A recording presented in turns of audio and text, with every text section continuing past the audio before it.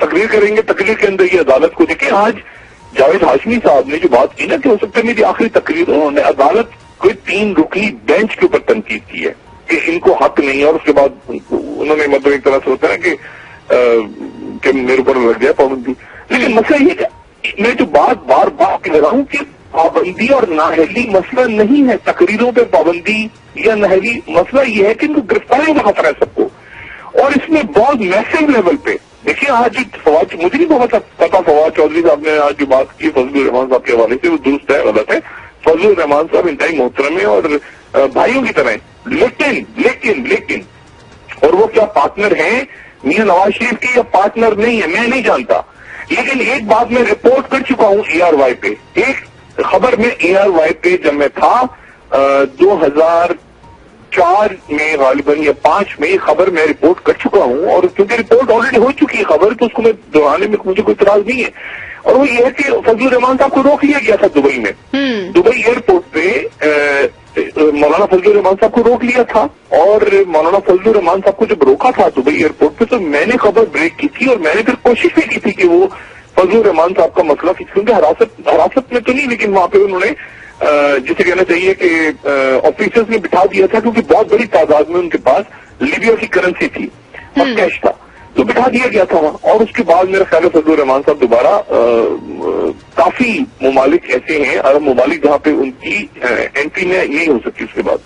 لیکن اب اس کا وہ لیبیا سے آ رہے تھے, میں نے کبھی نہیں سنا کہ ان کا کوئی نواز شریف صاحب کے ساتھ کاروباری, اب ہو سکتا ہے فواد چودھری صاحب پی ٹی آئی نے ایک الزام لگایا, لیکن معاملات ہیں جو فائنینشیل معاملات ہیں وہ سیاستدانوں نے بہت زیادہ خراب کیے ہوئے ہیں, زمینوں کے معاملات ہیں, باقی معاملات. فضل الرحمان صاحب کی بات نہیں ہو رہی, ساری ہی سیاسی جماعتوں میں, میں تو اقبال بورڈ والی بات کر رہا ہوں نا, میں تو ہمیشہ ان ساری پیٹیشنز میں سراج الحق صاحب کی پیٹیشن کو زیادہ امپورٹینس دیتا ہوں, جو کہ کہتے ہیں کہ تمام 400 جو نام آئے تھے اس میں جتنے لوگوں نے باہر جائیدادیں بنائی ہیں, جتنے بچوں نے, اور جو جے آئی ٹی نے ریکمینڈیشن دی ہے کہ اگر آپ کی جو آپ کے رہنے سہنے کا طریقہ آپ کی تنخواہ سے زیادہ ہو تو وہ کرپشن میں آتا ہے. تو میں تو اس پوائنٹ آف ویو سے جو عام آدمی سوچتا ہے پاکستان کا, میں تو اس نقطۂ نظر سے بات کرتا ہوں.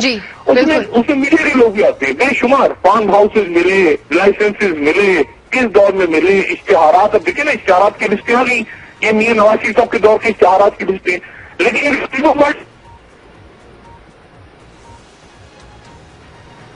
ہیلو جی ناظرین, ہمارا آپشنز تقریباً ختم ہو چکے ہیں, تو اس وقت کیا آپشن, کیا لاسٹ آپشن رہتا ہے وزیر اعظم کے پاس؟ اشتہارات کی بات تو میں نے اس لیے کی کہ اگر اس دور میں میاں نواز شریف صاحب کے دور میں ایک گروپ کو سب سے زیادہ اشتہارات ملے, اور وہ ملے ہیں, اور وہ دستاویزات سے ثابت ہو گئے, پہلے نمبر پہ کس کو ملے, دوسرے پہ کس کو ملے, تیسرے پہ.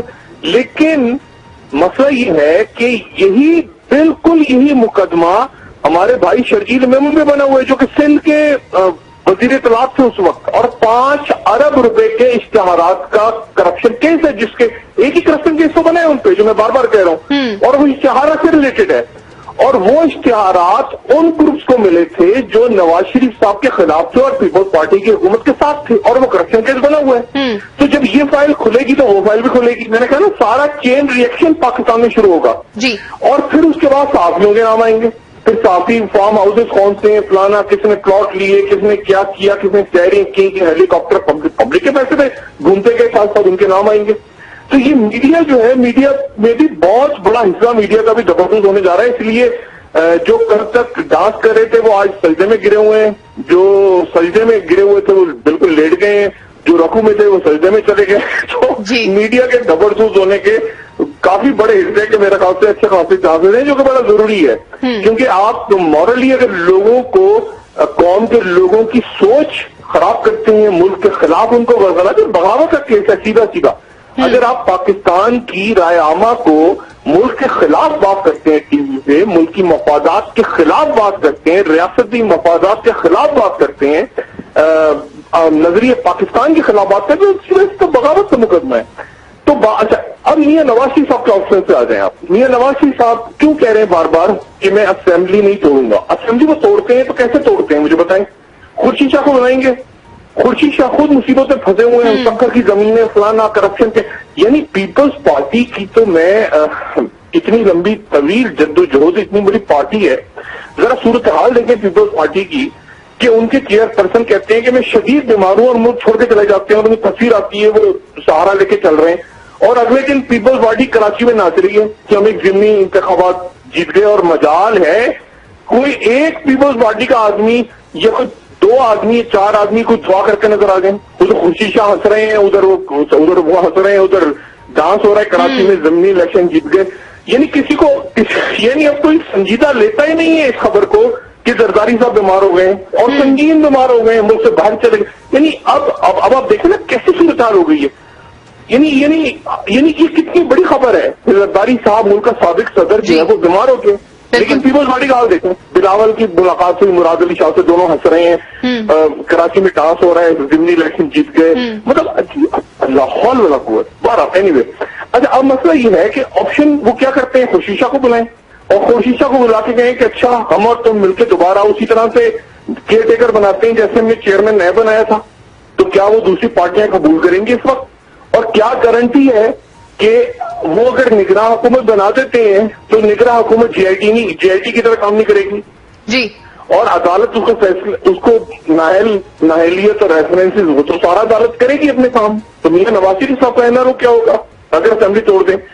वाहिद रास्ता मियां साहब को गालिबन जो मियां साहब का ज़हन सोच रहा है कि मैं तसादुम की तरफ चला जाऊं, जो कहता था ना फटने का वक्त। जरदारी साहब जैसा ठंडा मिजाज आदमी, बिल्कुल जरदारी साहब कूल आदमी है, लेकिन जब मंजूर कादिर काका के ऊपर गिरफ्तारी हुई उसकी, पैसे का खेल था, तो उसके बाद छापा पड़ा, गिरफ्तारी तो कहने भाग गया वो।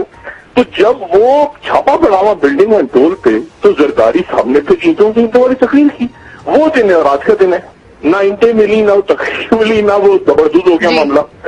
अब मसला ये कि मियां नवाज शरीफ साहब कैसे फटे हैं? यानी या तो पब्लिक को सड़कों पे लाए, वो तो लाएंगे नहीं, पंजाब ब्लॉक करेंगे तो भाई जाएगा अंदर। और पंजाब के लोग हो माशाअल्लाह, पंजाब के एमएनए भी बिल्कुल सिंध के एमएनए नहीं होते। सिंध के पंजाब के एमएनए वडेरे चौधरी वो हवा देखते हैं, किधर की हवा चल रही है, सूंघ रहे होते हैं बैठ के। वो बिल्कुल जैसे कराची के 3-4 स्टॉक ब्रोकरों ने पकड़े जाने हैं ना पंजाब और सिंध के अंदर भी कई एमएनए ने पकड़े जाने हैं आने वाले दिनों में। तो वो अपनी अपनी जान बचाओ के चक्कर में जो है ना, अपने अपने थाने, अपने अपने इलाके का छोटा कोई सूबेदार लेवल पे, जाहिर है वो कर्नल बदल लेवल पे तो बात नहीं हो रही होगी इस वक्त, सूबेदारों वगैरह से बात कर रहे होंगे बैक पैनों से, इससे उससे, और वो भी मेरा खाली जवाब नहीं दे रहे होंगे, बहुत तो मुकम्मल तौर पर अलग है। और तो वो कुछ भी नहीं करेंगे। अब मियां साहब हटेंगे कैसे? या तो मियां साहब को तकरीर का सोच रहे हैं, और मरियम औरंगजेब साहबा ने शाम को तकरीर में सोच रहे थे कि मरियम क्या बात कर रही, मरियम औरंगजेब साहबा, हम इस दफा उनके ऊपर उनको सजा भी देंगे, उनके नाम भी सामने लाएंगे, क्या करेंगे? तो फिर मुझे ऐसे ख्याल है, मैंने कहा सकता है क्योंकि बहुत ज्यादा वो मियां नवाज शरीफ साहब को आदत है, यानी किसी तरह से वो सियासी शहीद बनने का क्या मौका हो सकता है ये